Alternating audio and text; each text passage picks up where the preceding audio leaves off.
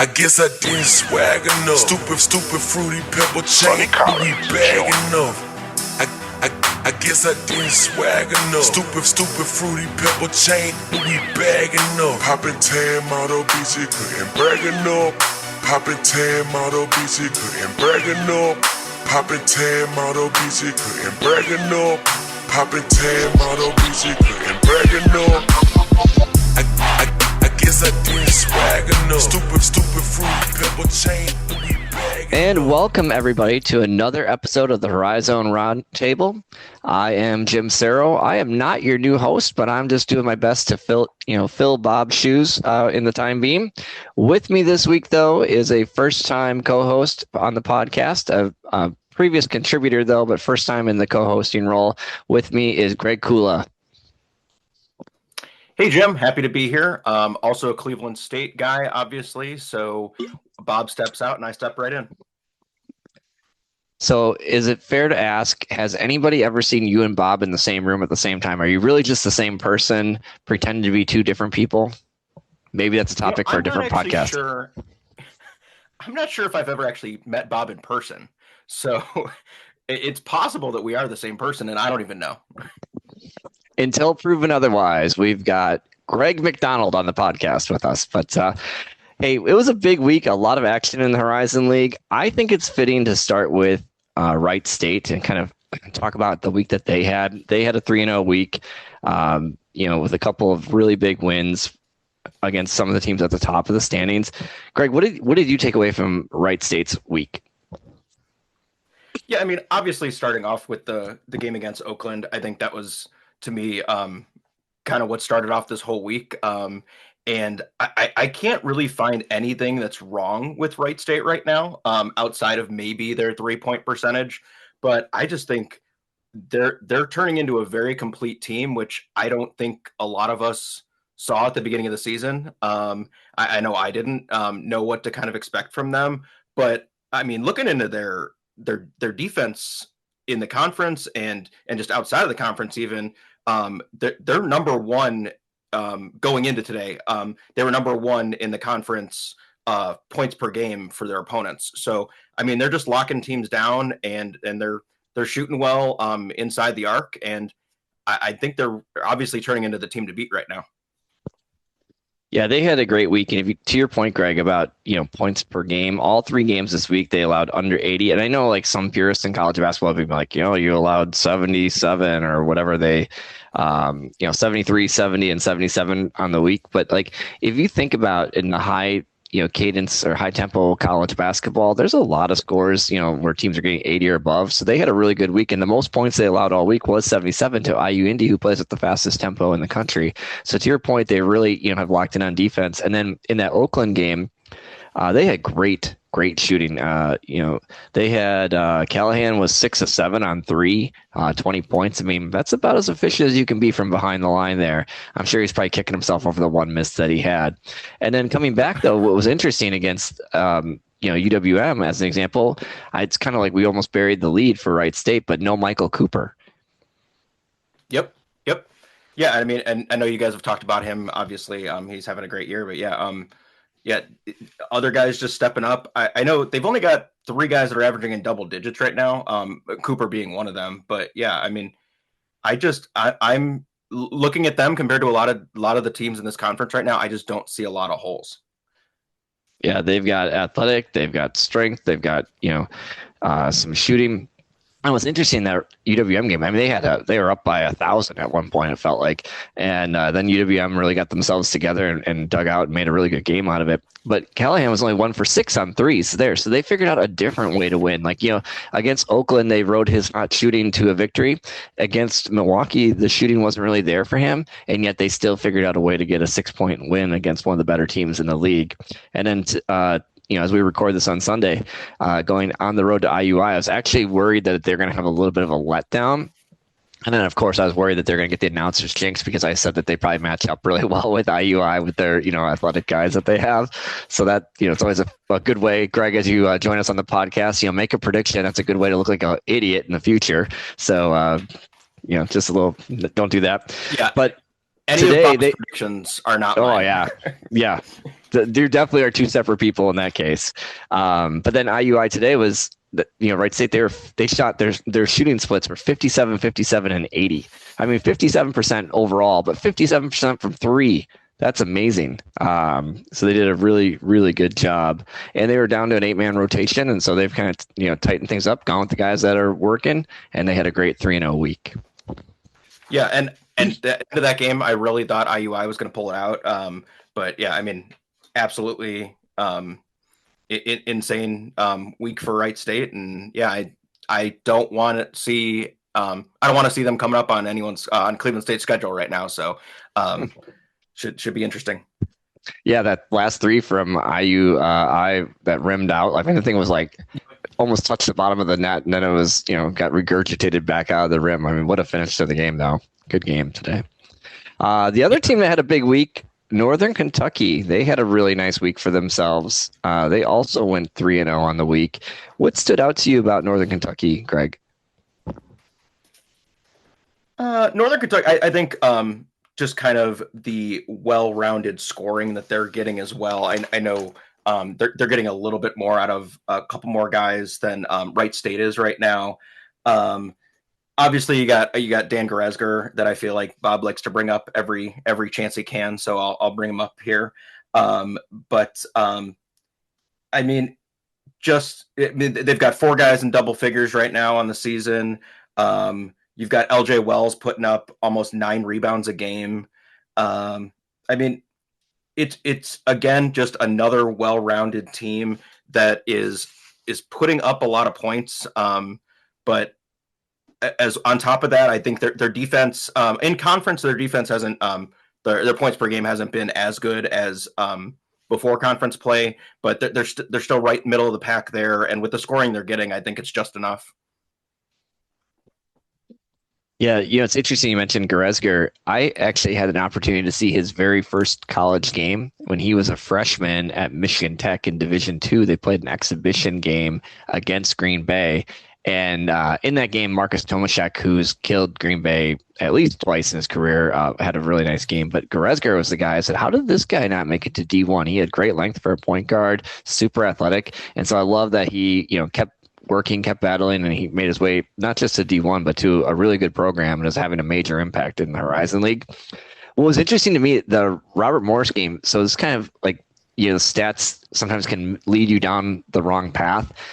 They won that Robert Morris game by 2 points on the road. They were -10 on the glass, which isn't really a surprise because of how good Robert Morris can be on the glass, but they were plus 20 points in the paint. So it was kind of an interesting thing. It's like they weren't able to win the physical battle of getting the rebounds, but they were able to, offset Robert Morris's, size advantage and still score a bunch of points in the paint. So it's kind of just an interesting thing. And then also they got to the free throw line 27 times. They made 20 of 27 versus Robert Morris only made 7 of 14. So if you think about, in a 2-point game, you're getting all your points, 46 points in the paint, 20 from the free throw line. I mean, they were only 3 of 12 from deep in that game. So again, I love when you see teams find different ways to win. Did anything else stand out for you? Yeah, because they were 0 for 2 in the second half from 3. I know, which I mean, in the state of college basketball today, that's insane to me. Only put up 2 threes, but I mean, yeah, they got the win there. Obviously by winning the battle inside, and they had 5 guys in double figures. Like I said before, with Wells, he had 8 rebounds that game. I mean, yeah, just a team that really is going to kind of attack you from every guy is going to be able to attack you, and they're getting to the basket. And with a lot of teams right now shooting a lot of threes, it's a very different look. Yeah, I know that when I personally play basketball, I have 2 3-point shots up before the end of the first minute that I've been on the court. So for a 2.5 is like ridiculous self-control. I thought today, I don't have the final score written down for the Youngstown State game, but they worked them from the opening tip. They just were relentless against Youngstown State, and their athleticism, Youngstown is a very athletic team, but Northern Kentucky, like O'Day, Goresger, and then was it Tay Dozier who had a couple of big dunks in the second half? Is that I think I'm thinking of the right guy, but they were super impressive today against Youngstown. So Really great week Goretzka finished with. Oh, go ahead. I'm sorry. Yeah, Goretzka finished with 26. Yeah, I mean, just and Wells had 11 rebounds. So yeah, I mean, it's who the guys are on their team that are really going to be putting up a lot of points and getting the rebounds, but it's just the problem is right now for other teams, it's 4 to 5 guys that are putting up 15 or more points. Yeah, and it's interesting because Northern Kentucky, they didn't really start out the conference play that strong. They had a couple of really nip and tuck losses to Oakland and Fort Wayne. So for them, they really solidified themselves with a 3-0 week in conference play. And if you also think about it, they went on the road and got a win at Robert Morris, which is, I mean, knowing that you get your next time against what should be one of the better teams in the league at home, and then demolishing Youngstown State. That's just. Those are 2 good wins. I know Youngstown's record isn't that great in league play right now, but those are 2 really good wins for them and a great recovery week for Northern Kentucky. Looking around, though, I think I want to talk a little bit about Oakland next because they also played 3 games. They had a 2-1 week and made some, a little bit of separation in the standings for themselves. When you think about Oakland and their week, they lost at Wright State. They won at Youngstown State, and then they won at home versus Robert Morris in pretty handily fashion.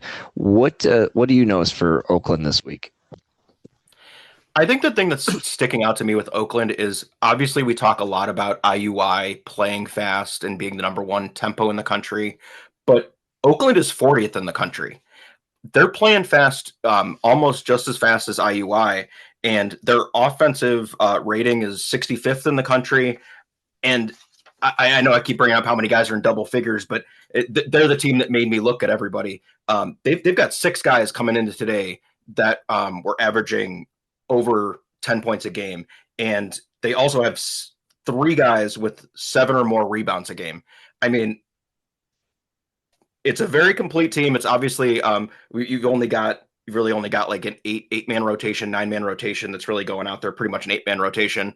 But I think Campy has really found his guys and he's rolling it out there. And it really seems like that non-conference schedule really has led to them being able to really play really tough. And he already knows who his guys are and he's running with his guys. Yeah, Garrett had a monster week this week, a 27-point game, a 30-point game. I mean, he's going to be hard-pressed to not be player of the week for the Horizon League, but those kind of massive numbers. Of course, you mentioned Goretzka had a huge game, and they won every game they played, so it'll be interesting to see how that shakes out. It's kind of, like right with Oakland as an example, they gave up 88 to Wright State, and they lost in a game where they, were negative 10 points in the paint. It didn't really have a big rebounding advantage.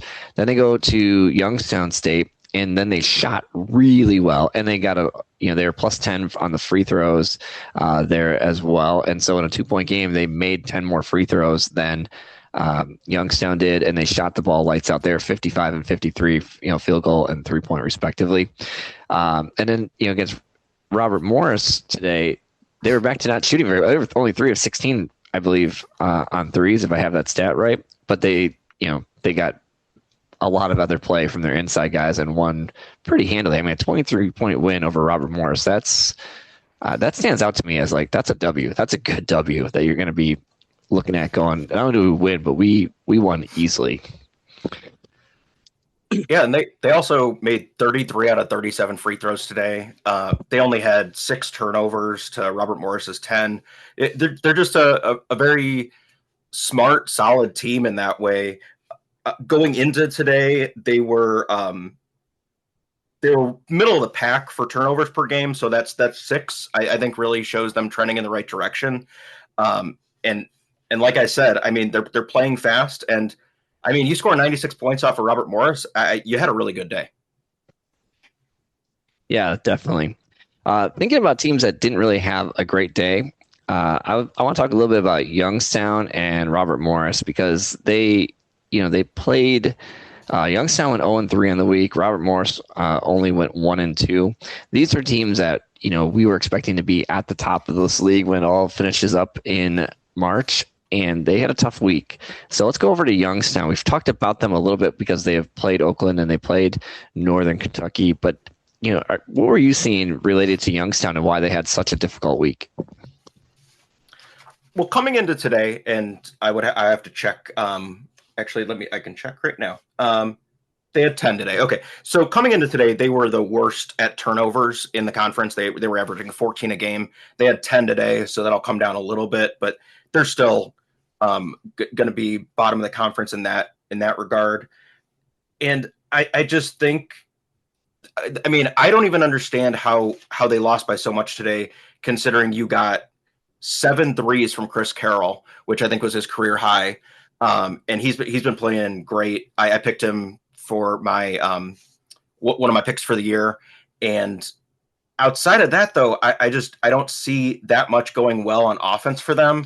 And if you're going to turn over the ball that much, you're going to have to be scoring a lot more than they're getting right now.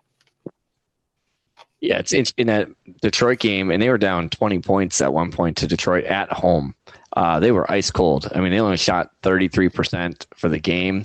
And in that game, Rolf and Vlad combined for like 1 of 16 on threes or something ridiculous. I mean, I might have those stats wrong, but like that, they were just ice cold. And then you turn that around against Oakland. They played, a lot better offensively, but they didn't defend at all. I mean, Oakland, beat them offensively. And, in that game, they actually rebounded really well. They had 18 offensive rebounds, but they only got 21 second chance points. So their ability to convert those offensive rebounds into points didn't happen. And in a 2-point game, that ratio, 18 offensive rebounds, 21 second chance points, that's not going to get the job done.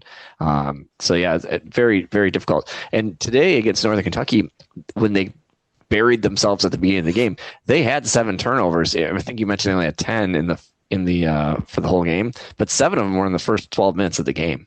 So they did not, rectify that woe until after the game was kind of already decided. So tough week for Youngstown. Yes, something super crazy I noticed too with them. They're tied going into the games for today. They were tied with Wright State in 3-point percentage for 9th in the league at 31.9. And I just think it's wild to see 2 teams, I think, kind of going in opposite directions right now, but shooting threes the same way. Yeah, that's kind of an interesting observation. Yeah, that's kind of fascinating. Because where's Youngstown now? Are they 2-4 in the league overall, and probably in like 9th? Is that where they? I don't have the standings. Yeah, they're 2-4. They're 2-4. They'd be in 9th right now. Okay. Yeah, so they've got a lot of work to do for a team that, is spending a lot of money, coming off of a appearance in the Horizon League Championship game. They've got themselves in a little bit of an early season hole. It doesn't mean anything for, everything that's going on in March with the Horizon League tournament. And, somebody could, as long as you're, one of the higher seeds and get a first round home game, that's really the recipe to get to Indianapolis. From there, we've seen wild things happen. But just being in 9th place and 2 games under 500, a third of the way through the conference season, that is not a hole that I think they were expecting to find themselves in. And it'll be kind of interesting to see, how they respond to this. Like, who's the leader of that team? I mean, you have so many talented players. And we've talked a little bit about Chris Carroll needing to be the go-to offensive guy, but then who's also the leader? Who's the guy that rallies the troops and says, this stops now. This stops now. I don't know who that guy is. I don't for them, but I think they're going to need to find somebody like that can really, put their foot down and help them rectify what has been a dreadful week in Horizon League play for them. I was going to jump over to Robert Morris for a second because up until today, I mean, they got beat pretty easily by Oakland, but 2-point loss at home to Northern Kentucky, who had a great week. They went on the road to Detroit, who's had a really solid start to the conference play and got a road win.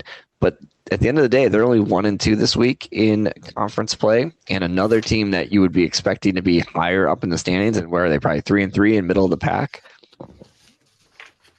Yeah, they're at 3-3. They'd be, if I can figure out my arrows here, I think they'd be 6th. Did anything when you watch them this week? What did you see related to good, bad, or otherwise for Robert Morris? Yeah, I mean, I think going back to that Northern Kentucky game that they lost by 2. I mean, I think everything we talked about already with Northern Kentucky, with them only hitting 3 threes, and you kind of just got beat inside a lot. I mean, the game today against Oakland, where they lost by 23, same kind of thing.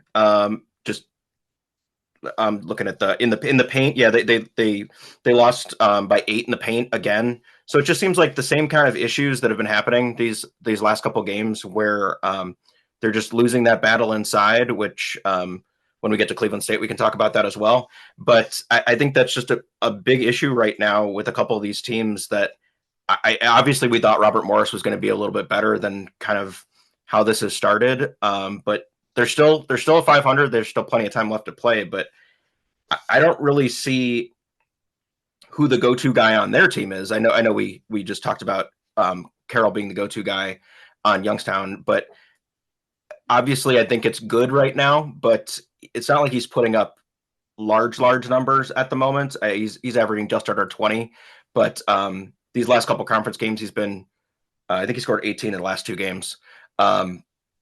So is there someone else offensively that's going to be able to pick up some of that slack?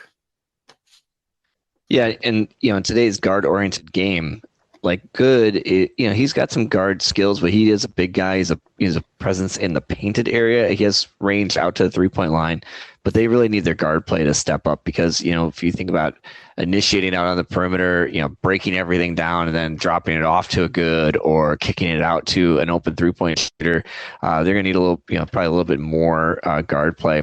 I thought it was interesting for Robert Morris.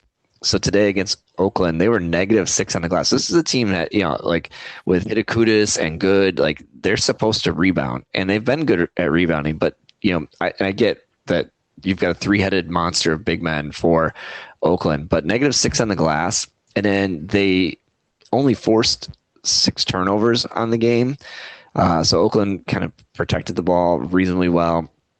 And then you pair that with 5 of 22 from 3-point shooting, that's not a recipe to win. And yet then when you look at the game at Detroit Mercy on the road 2 days earlier, second chance points, they won 18-11. Points in the paint, they won 36-24.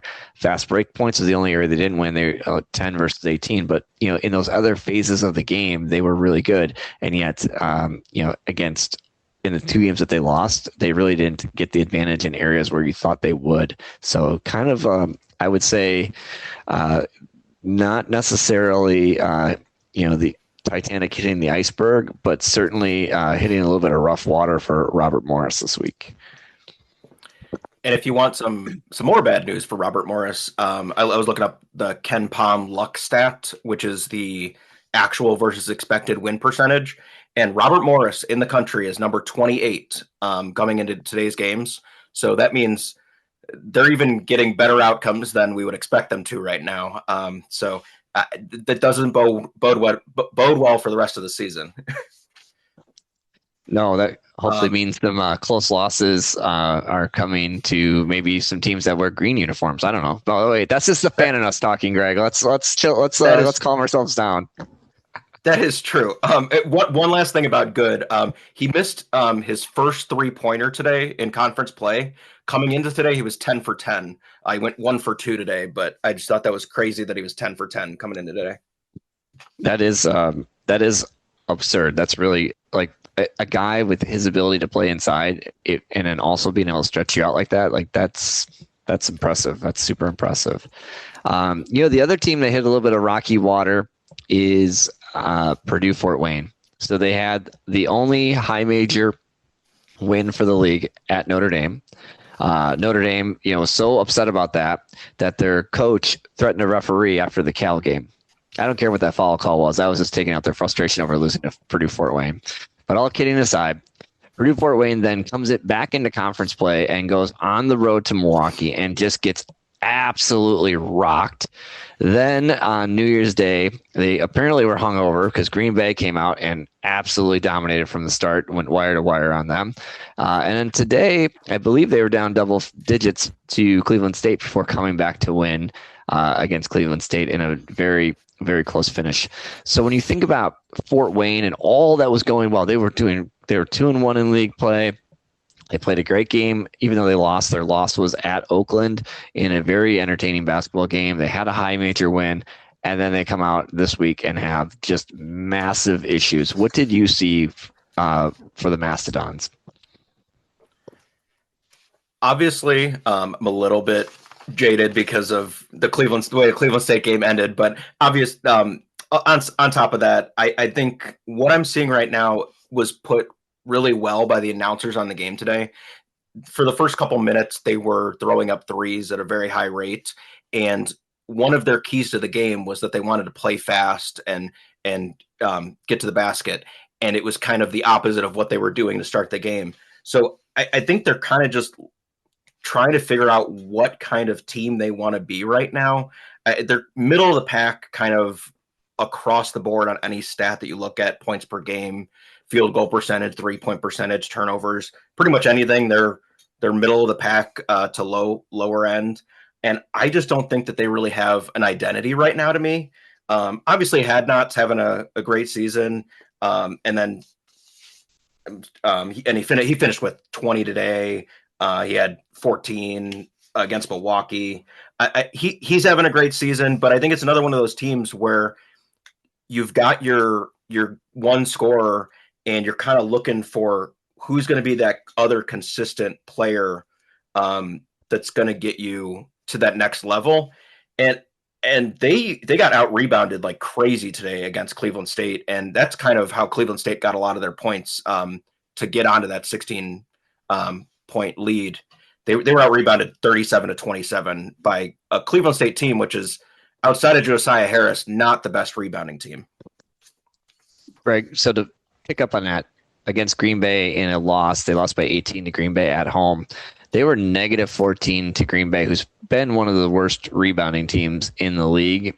Now, part of the raw rebounding numbers is just the pace upon which a game is played. Like if you don't create a lot of possessions in the game, there's going to be fewer rebounds to get. But you're negative 14 to Green Bay in a game that was played at a snail's pace. Green Bay controlled, they from the opening tip, they went deep into the clock on their own. And Green Bay's pretty comfortable playing that way because they're really good at like getting some back cuts and some other things that kind of bail them out of tough situations. But they played that game super slow. They made Fort Wayne go deep in the clock. There wasn't really like a ton of fast break points in that game. And in that particular game against Green Bay, 34 of the 54 shots for Fort Wayne were from three. They only hit 32%. And that's coming off the Milwaukee game where they were 7 of 32 on three and only hit 22%. So we're kind of back into if they're not shooting well, it's going to be a tough day. But today against Cleveland State, their big three combined 18 of 37 for 58 points. So when the three guys were having a reasonably efficient game, then they were able to come back and win. But they didn't rebound very well this week. They didn't defend all that particularly well. And certainly there's some signs of weakness coming out of the Mastodons after this week. And I think the one thing that might be able to save them was kind of what kept them in the game against Cleveland State towards the end was they're getting steals when they need to. They had 5 steals against Green Bay, 7 against Cleveland State today, and then 6 against Milwaukee. So I mean, they're getting some of those steals. Their defense is able to actually play good defense when they need to, but it just doesn't seem like, again, they're sure what exactly their game is right now. And to put a final little exclamation point on the rebounding, coming into today, they were minus 13.8 in rebounding in conference play. So that's by far the worst in the conference. Woof, woof, woof, woof. That's bad. I mean, and now some of that should be expected because I think of like a guy, and he's from Wisconsin, he's from the Northeast Wisconsin area, so we always have a warm spot in our heart for him. But like Max Nelson's a stretch 3-point shooter. He's not a rebounder, but he plays a ton of minutes for them. And so, they're really having a hard time finding, a guy that consistently can go get some rebounds. Darius Duffy had a couple of nice weeks, but then I felt like it was reasonably quiet this past week on the glass. D'Angelo Elise is another guy that Bob likes to talk about. I don't feel like he had that much of a factor in the games this week. And Green Bay out-rebounded them by 14 with a small ball lineup. So, I mean, that's really telling you that they struggled on the glass this week. So they're going to have to figure out how to turn that around if they want to kind of keep their season afloat because, they go from 2-1 to 3-3. And the top of the league, Wright State in particular, didn't falter, and Northern Kentucky also didn't falter this week. So it's kind of if you're not careful, you're going to see some separation. It's going to be hard to overcome. Greg, I know you want to talk about them. Let's talk about the Cleveland State week that was. They split the week. They won versus IU Indy 99-86. So we did not get, I don't know who gambles that listens to this podcast, but I would guess that most of them thought somebody in that game was going to score 100 points, and we didn't get there. And then obviously they lost to Fort Wayne in a nip and tuck game. So what do you want to talk about with the Vikings and the week that was? I think the big thing is Josiah Harris being back is changing the team's chemistry. I mean, he had I can't even remember how many he had double in his first game back against IU Indy, and then today he finished with 9 rebounds. I'm sorry, no. He only had 4 rebounds today. He was in a bit of foul trouble, but they really needed him back. They don't have a lot of height, even though their coach is obviously the tallest coach in the conference. They do not have any height. They've been playing Holden Pierre-Louis a lot, who's put some good minutes up, but Harris is just able to get a lot of those rebounds that other guys are not able to right now. And it's really opened up, I think, the offense a lot for Nessa to get some shots up. It's definitely opening up the 3 for guys like Lipscomb, Beard, and some other. I mean, even Harris is even hitting 3s himself right now as well. But Harris is just completely changing the entire team. Today's game was really frustrating towards the end, but that IU Indy game was, I thought they were going to hit 100 as well. I was kind of mad we didn't get a foul towards the end to let them get to the 100. But yeah, I mean, I think this team really, I know you and Bob have talked about it before. It really has a couple guys. You've got Nessa, you've got Beard, you've got Harris. And outside of that, you've got guys that can shoot, but you really need some of those topper talent guys to be able to put together a complete game. Yeah, they got a lot of help against IU Indy. Chevalier Emery had, I believe, 29 points 29. on 8 of 13 shooting. So that's a really efficient game for a guy who's coming off the bench for you. And then today against Cleveland State, they had 5 guys with 10 or more points. So they had a little bit of a balanced scoring attack. So I kind of appreciate that. If you're not getting it from your main guys, at least you're getting it from a bunch of guys.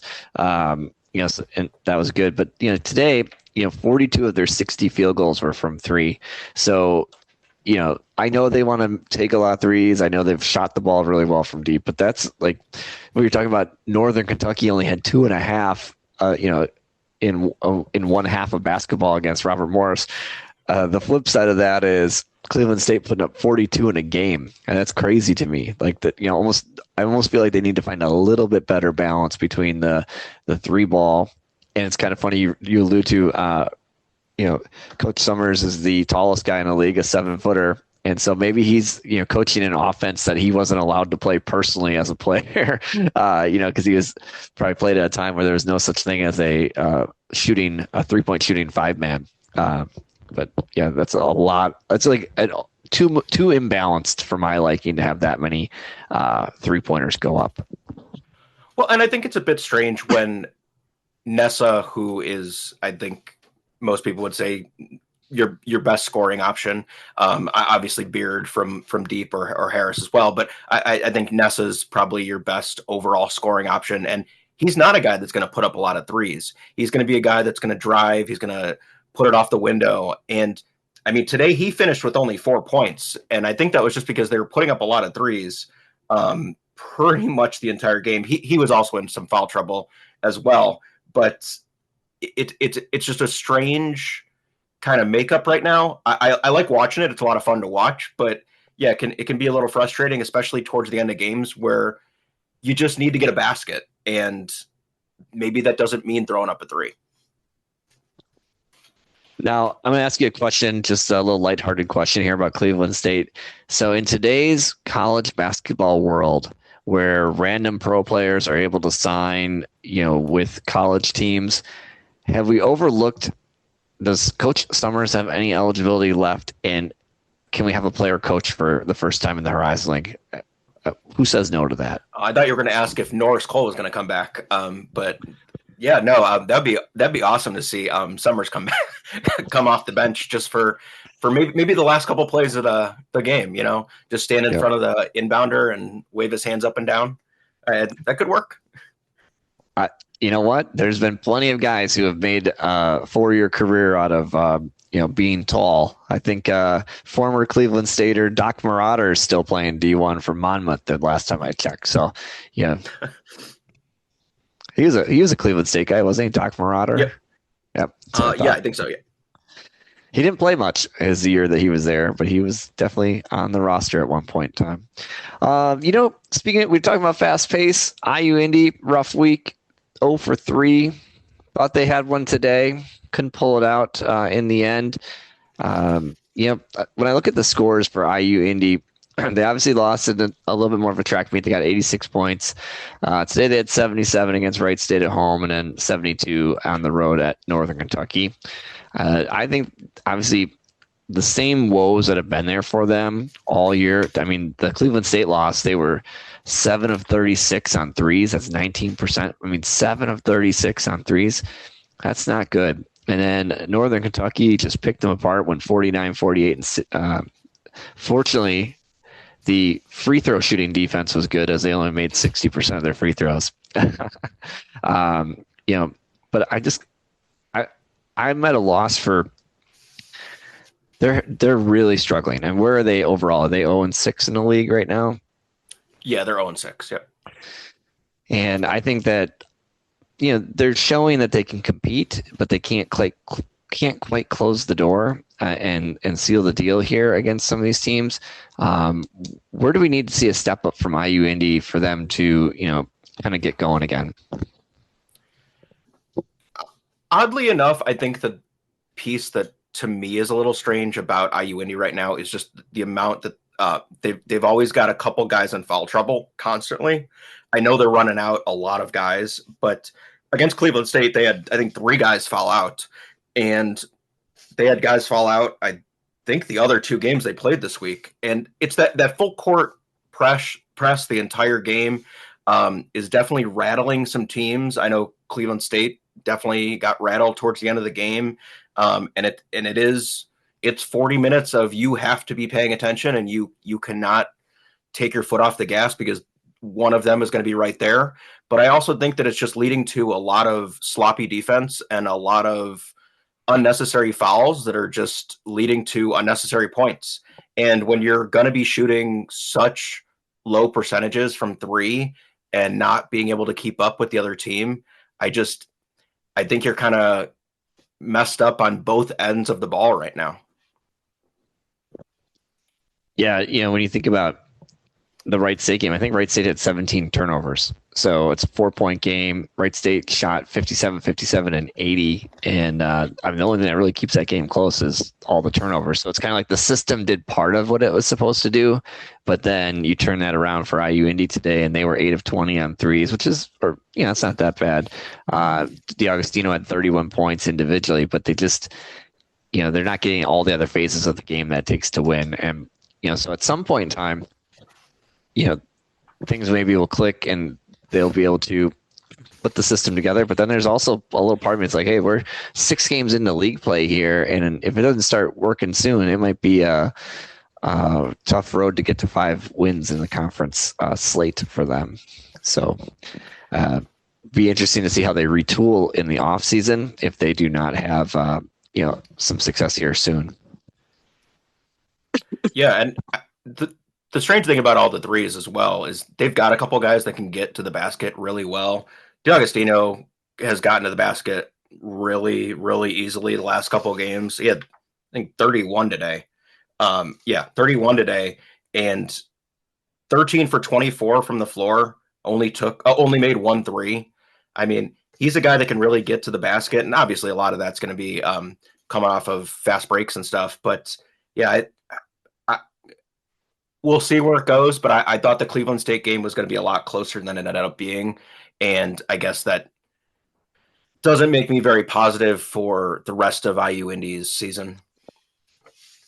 Yeah, the guy that I really liked for IU Indy, Jackson Edwards. Like he plays a role and he has some really nice games, but like his length and athletic ability, he can shoot a little bit. That's a guy that I don't know necessarily enough about him and their system, but that's a guy I would play a lot, but of course I'm not at practice. I don't watch all their games, but that's a guy that I thought would be perfect for them. And he's getting some run and some opportunity, but to your point, it's more been DiAgostino, or today they needed a 3-point shooter and Mitchell McGuire was already fouled out of the game late in the game, so they didn't have him. Just been kind of a little bit of a rough go. Detroit Mercy went 1-1 on the week, and they're still near the top of the league. But if you think about what happened for them, it was really kind of like a massive breakthrough to get that win at Youngstown. And then I wouldn't call losing by 8 at home laying an egg, but that's certainly a disappointment when you're really trying to send the message of like, hey, we are for real. This is a team you have to reckon with. And then you get at home against one of the better teams and lose. Standalone game on Friday night. What did you see out of the Titans this week? Yeah, I mean, with them, yeah, I think they're looking a lot better than I thought they were going to be this year. And obviously a lot of that's coming from the offensive side. Coming in, they were number 1 on 3-point percentage coming into the game today. And they're also just suffocating other teams right now. They were number 1 in opponent field goal percentage coming into today's game. So I think that's another team that's kind of taking some other teams by surprise. And they've got kind of I know you like to use the phrase 3-headed monster. I think they've got a 3-headed monster kind of scoring right now in their, and obviously Lovejoy, Carter and Nadal. And obviously, and Lovejoy, I mean, his ability to make the pass right now and not be their number 1 scoring option is taking that team to a different level. I know we all kind of thought he was going to be the player of the year, and his ability to pass, though, is definitely stepping them in the right direction. Yeah, I think you also hit on a really key point for them about that suffocation. And like against Youngstown, a very athletic team, they got 9 blocks and 43 rebounds. Like that really speaks to that length and athletic ability that they have on their roster. And then, but then you turn that around against, Robert Morris, and they were -10 on the glass, which actually to me is quite surprising because Detroit has been such a good rebounding team all season. And again, we know Robert Morris wants to rebound the ball as well with their big guys, but -10, I would have thought it was going to be a little bit closer to that. And then, and then you pair that with, you get out rebounded, and it was a lot of individual play. They made 25 baskets in that game, but only had 10 assisted baskets, and they had 14 turnovers. So your negative assisted turnover, your baskets are coming off of individual play versus team play. That's really not a recipe for success against what should be one of the better teams in Robert Morris.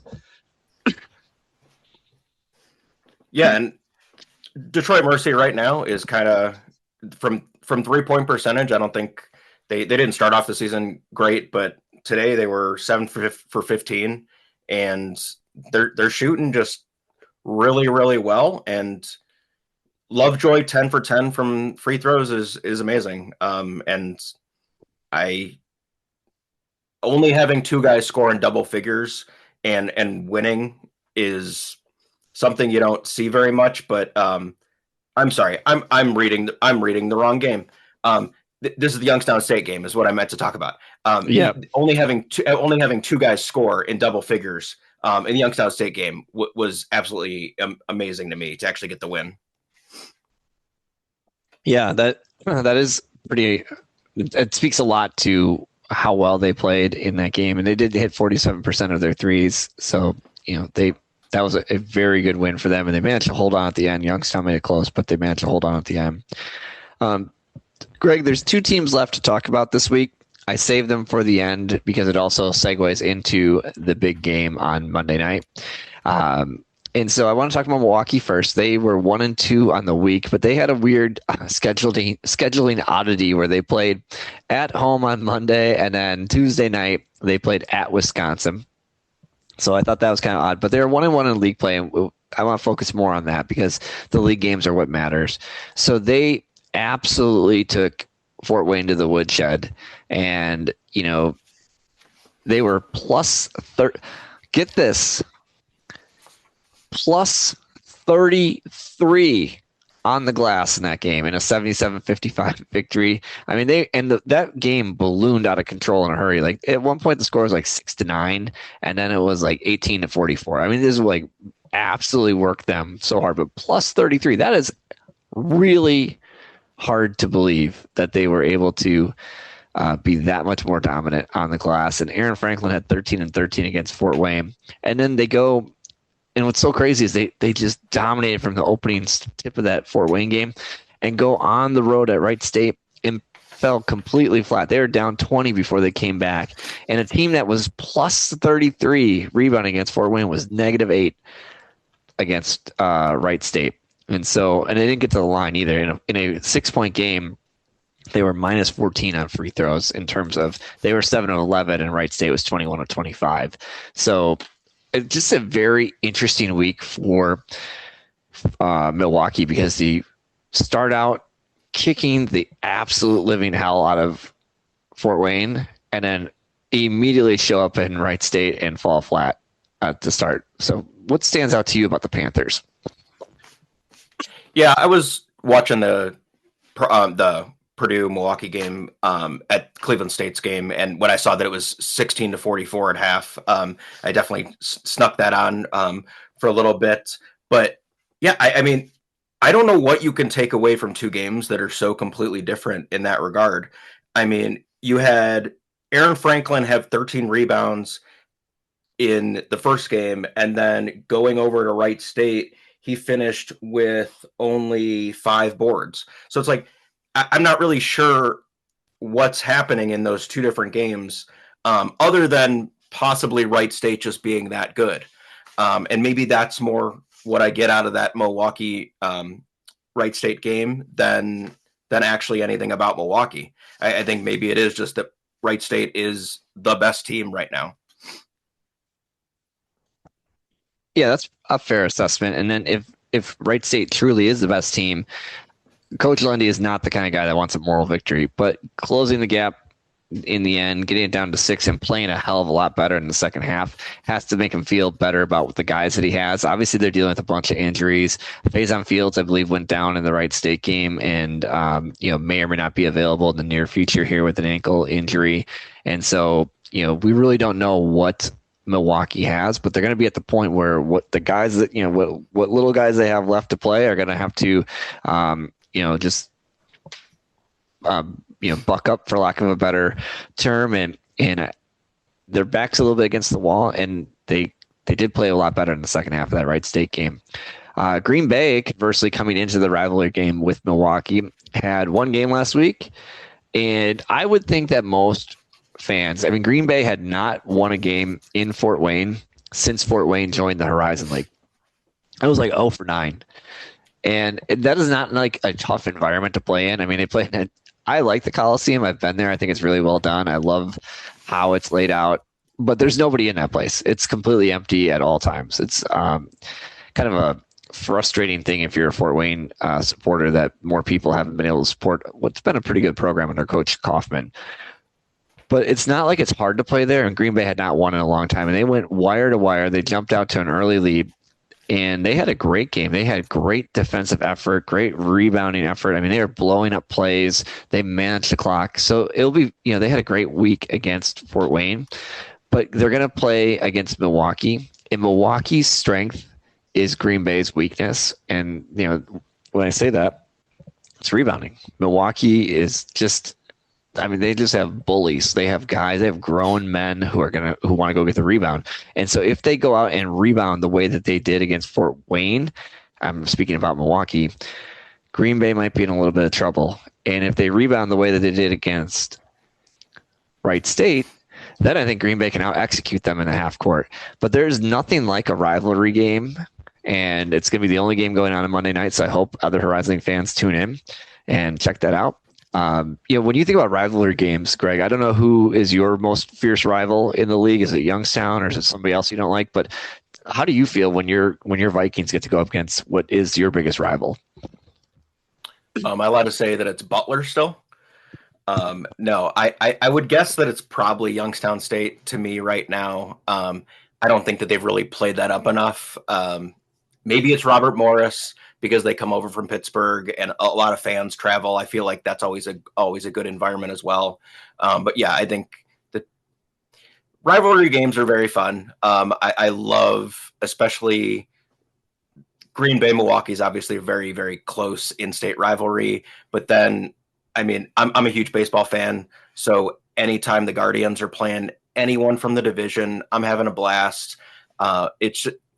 It's something very special, and I'm honestly jealous of you that you have this rivalry game that is so special. Yeah, it's been a really good rivalry throughout the years. Of course, Milwaukee has had the better of Green Bay over the last 4 years or so. Prior to that, when it was Coach Darner and it was Coach Baldwin, Green Bay had a little bit more success there. They had some really good battles, whether it was Coach Pearl or Coach Jeter and various combinations of guys like Coach Kowalczyk and Wardle. There's a lot of intensity. The thing that sucks about this particular rivalry game is like it's a Monday night, 6 o'clock. And now I'm the kind of guy that a $2 beer special, that's going to speak right to my heart. And I'm going to be there and I'll buy a $2 beer, I think. But I don't know that the average basketball fan's thinking, let me go out and have 5 or 6 Bud Lights on a Monday night at 6 o'clock. So I think hopefully they get a good crowd there and the crowd is treated to a really good game.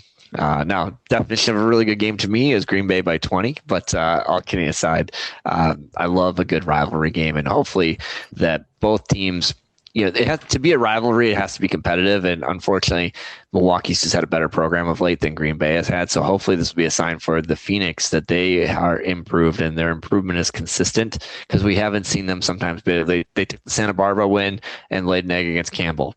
Coming out after Campbell, they come out and just go wire to wire against Fort Wayne. So we really don't know which Green Bay team is going to come out here on Monday night, but I'm pretty pumped about it and looking forward to enjoying a little basketball in person. Greg, is there anything else go ahead. Yeah, one last thing about Green Bay. Just because you mentioned the rebounding battle that'll be going on, they're actually top 5 in the conference in conference play right now. The margin per game is 1.5. That's for 5th place. So, obviously Milwaukee's far and away the best, but Green Bay, don't knock them too much. Yeah, like I said, some of the rebounding margin is a good example of, I think, as a statistic, a better indicator of how you're doing than maybe just raw rebounding. Because a little bit like the raw rebounding is pace of the game, how many possessions are created. There's going to be more opportunities to rebound. But Milwaukee losing Faison Fields, it'll be interesting because if they play Tate McKenzie extended amount of time, he's going to have to match up against, like a stretch big man in a Marcus Hall or a Caden Wilkins. And so he's going to have to be really dominant on defense and in the paint. Otherwise, they're not going to be able to play a big guy. They're going to have to go to like a Chandler Jackson or something like that to try to match up with Green Bay's shooting. That worked really well for Green Bay against Fort Wayne. So we'll see if it's the same small ball recipe against Milwaukee or not. Anything else that's on your mind about the Horizon League? I'll correct myself from before. I misspoke when I was talking about the Detroit Mercy 3-headed monster. I meant to say Nadal, Lovejoy, and Spratt. I'm not sure how I misread my notes and didn't mention old Cleveland State Tyler Spratt. I like that. And the thing about correcting yourself is that nobody else would have audited you, but I appreciate your honesty and the self-reporting here on your first time in the big chair as the co-host. I think that as we wrap up, the one thing I would like to point out, because Bob will absolutely rip us a new backside if we don't, there's this thing called Patreon. Patreon supports the writing and all the good work that the people at the Horizon Roundtable do. I don't know what the membership levels are off the top of my head. I've had a busy weekend and can't quite think straight. But I will tell you it's super important for those who can afford to do so, and we really appreciate the coverage that Bob and the entire team provide. Please become a Patreon. It goes a long way towards keeping this meaningful work for Horizon League fans going. But yeah, it was a good, interesting week in the Horizon. I look forward to another interesting week of Horizon League basketball, and we'll see next week when we reconvene. Is there more of a mess in the middle of the standings, or are we going to see some further separation with the teams that are already up there in Wright State and Oakland? So it'll be kind of fun to watch from this point going forward. But that's all I have, and I just want to take this opportunity to say thanks to everybody who does listen and support the podcast and Horizon Roundtable. This is greatly appreciated. I also want to say to Bob, we miss having you this week. Hopefully you're back in the big chair when you're ready. But thanks for bringing on Greg. And Greg, I really appreciate the conversation today about Horizon basketball. And it was like, even though you and I haven't been on together, I feel like it was like old hat for the two of us. So thank you so much for being so prepared and ready to go. Yeah, had a blast. Thanks, Jim. And yes, I also can't wait to hear Bob back here. Sounds good. Thanks again, everybody. That is this week's episode of the Horizon Roundtable.